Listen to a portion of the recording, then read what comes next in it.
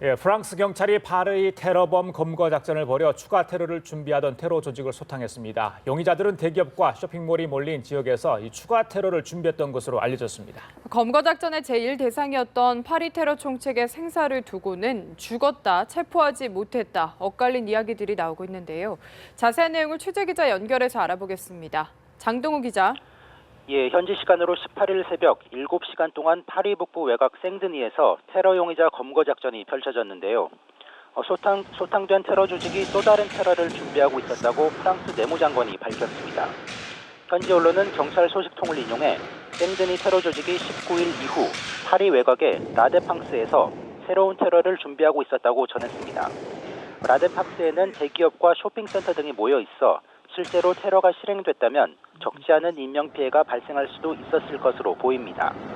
외신에 따르면 검거작전 당시 자폭한 여성 테러 용의자가 폭탄조끼를 터뜨리기 직전 누군가와 전화를 한 것으로 전해져 공범이 있을 가능성을 보여주고 있습니다. 장 기자, 이번 검거 작전의 제1의 대상이 파리 테러의 총책이었다죠. 생사가 확인이 됐습니까? 파리 연쇄 테러의 총책으로 프랑스 경찰은 벨기에 국적의 27살 압델하미드 아바우드를 지목했는데요. 미국의 일간 워싱턴 포스트는 유럽 정부 관리의 말을 인용해 아바우드가 경찰 급습 과정에서 사살됐다고 보도했지만 사망 여부는 확인되지 않고 있습니다. 프랑스와 몰랭스 프랑스 대테러 전담 검사는 작전 종료 후 기자회견을 열고 체포된 이들 가운데 파리 테러 조종자와 직접 가담자는 없었다고 발표했습니다. 몰랭스 검사는 또 급습으로 2명 이상이 숨졌다며 사망자 신원이 아직 확인되지 않았다고 설명했습니다. 사망자 가운데 아바우드가 있었을 가능성도 조심스레 점쳐지고 있습니다. 네, 그리고 이번 검거 작전이 새벽에 시작해서 7시간이 넘게 진행됐다고 하는데 총소리와 폭발음이 한동안 계속됐을 것 같습니다. 현지 시간으로 18일 새벽 4시 반쯤 100명이 넘는 경찰과 군 특수부대가 파리 테러 용의자 여러 명이 은신해 있던 파리 북부 외곽의 생드니의 아파트를 급습했습니다.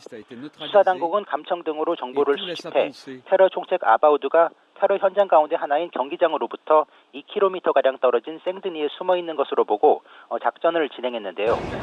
벨기에 출신으로 모로코계 무슬림인 아바우드와 함께 비디오 판독 과정에서 새롭게 확인된 9번째 용의자 등이 전부 이 아파트에 있었다는 언론 보도도 있었습니다. 목격자들은 작전 과정에서 총성이 1시간가량 이어졌으며 7차례의 폭발음이 들렸다고 전했습니다. 경찰은 7시간 동안 계속된 작전에서 5,000발이 넘는 총알을 발사하는 등 말 그대로 격전이 계속됐습니다. 이 과정에서 아바우드의 사촌으로 알려진 여성 용의자가 폭탄조끼를 터뜨리며 자폭했고 다른 용의자 1명도 경찰 저격수에게 사살당하는 등 테러 용의자 2명이 숨지고 8명이 체포됐습니다. 연합뉴스 장동우입니다.